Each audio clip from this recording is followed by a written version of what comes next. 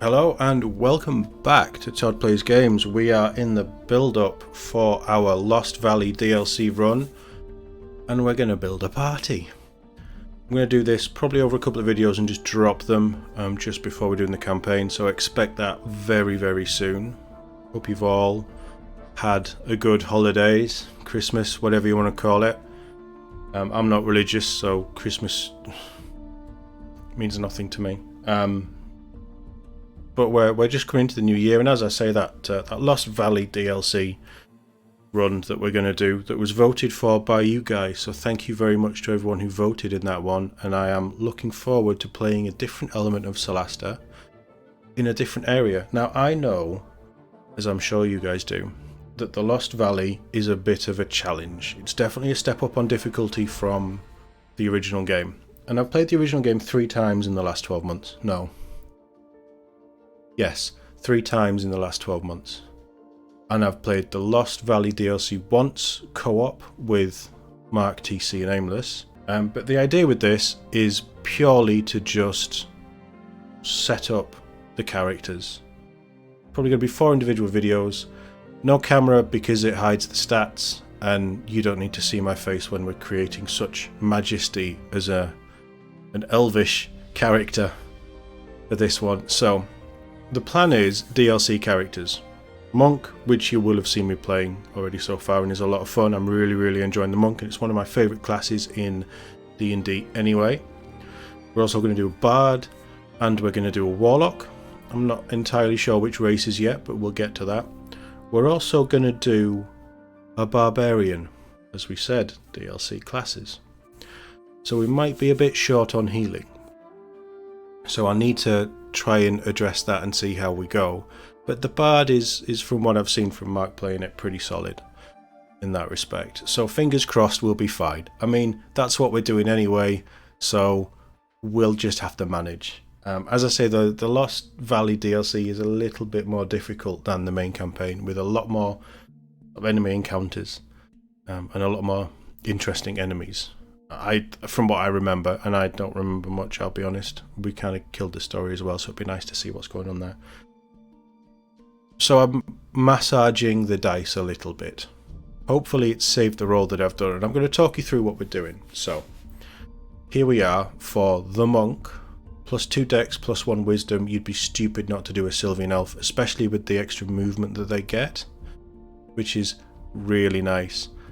Survival and athletics is okay as well, so that's pretty good. But the reason that we're sticking with elves for this one is immune to magical sleep, which is quite nice, but dark vision. In the first game, or the first campaign, sorry, dark vision is key. You're always in dark areas. I vaguely remember something similar with this one.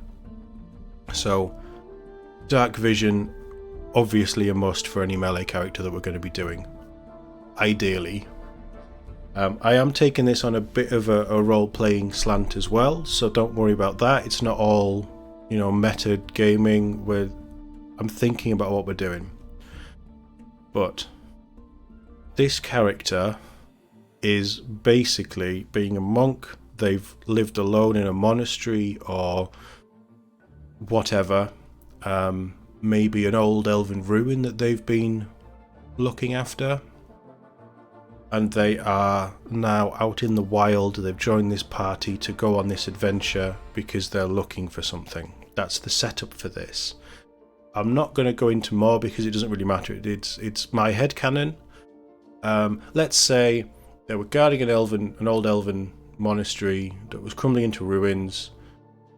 It was attacked, all the other monks were killed, and the precious short sword of whatever, of killingness, was stolen. Job done, there we go. And they're just on this quest as they're trying to find clues. They're not going to find any clues because that's not part of this game. But that's the headcanon, right? There we go. So, Sylvian Elf, loads of movement, loads of running around. We've already said monk, because I do love a monk. Metagaming quarterstaff is better.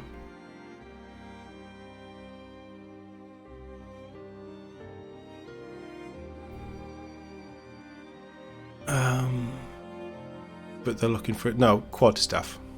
Quarterstaff is better, and it's a walking stick, basically, isn't it?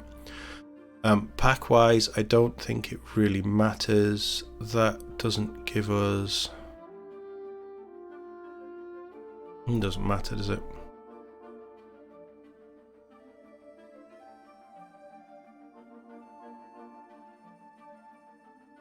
That gives us a small smith's tools.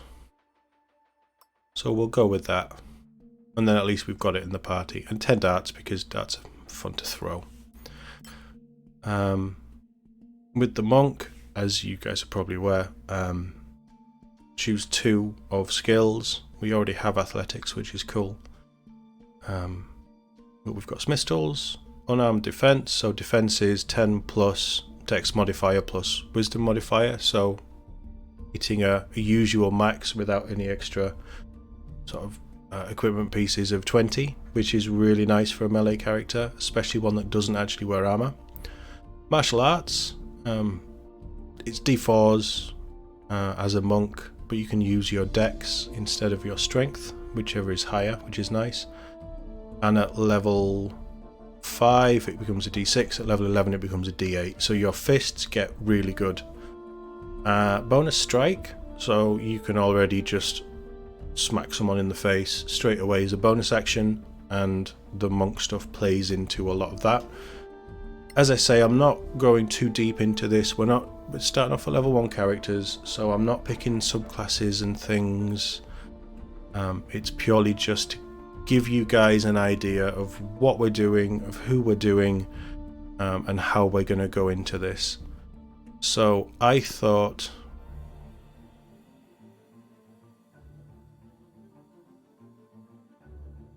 maybe an Esotech. You ensure the world is not concerns, devoting yourself to spiritual and intellectual perfection.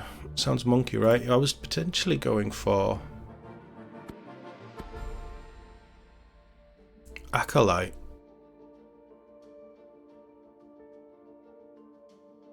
You act as an intermediary between the realm of the holy, and the moral world.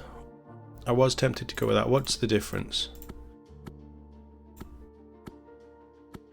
So we can make soup as an Esotech.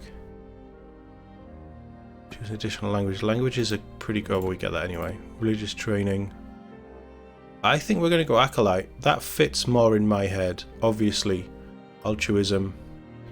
Maybe a bit of caution after the monastery was attacked. I'm making all this up. Just go with it. This is purely my headcanon. Lawfulness, obviously, and kindness, altruism, they're pretty similar, but basically a solid, good character is our monk. I've already rolled these.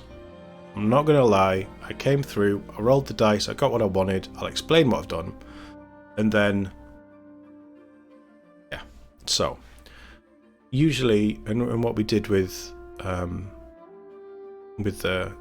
current co-op DLC that's running along, the stream we're doing with Mark, the idea was that we all roll as good stats as we could, because we were going in at a higher difficulty, and it's obviously it's made a huge difference. But because of that, you know, you're going, oh, I've got a +2 in dex, so that gives me a 20 on that 18. I'm not doing that. I want to showcase some of the feats. But 4 and 8 and 12 will get feats, and I want to utilize that as much as possible. So it will make a weaker character, but hopefully as we get higher, it'll make them stronger. And if at level 4 we need to change this, we can just do 2 ability points. So the most important 2, Dex and Wisdom, I'm going to set them up so they're both 19. So they're 1 feat away, as long as it's a plus Dex feat, to giving us that 20 AC. Constitution is huge, and that'll give us a decent bit of health as well. Strength doesn't mean anything because we're running off Dex.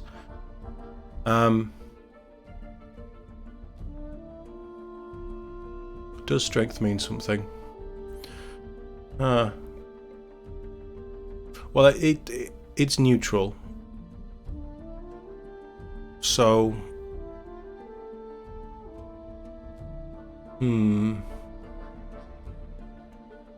Interesting. I've now caught in a quandary. It doesn't matter. Strength is fine. Charisma is going to be 10 as well. They've been stuck in a monastery for all their life, so they're not that charismatic with the outside world. Intelligence, purely for role playing, I want to be a little bit higher. Ideally, I should probably switch that out for strength, just to give us something, even though we're not using it as an attack stat. But that's what we're going with. So very high dex, very high wisdom, really good con to give us a good boost to melee, to HP when we're in melee. We're going to be punching around, running around, doing all kinds of things. I'm happy with that. Proficiencies I haven't picked. So this is top bar is what we're looking at. Proficiency wise, I like stealth. Oh, should I go acrobatics?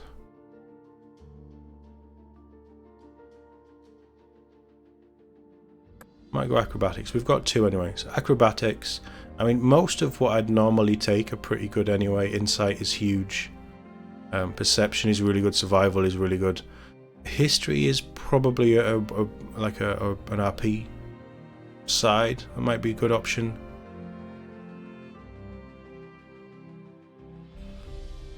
But I like stealth. How often am I going to use stealth on my own, realistically?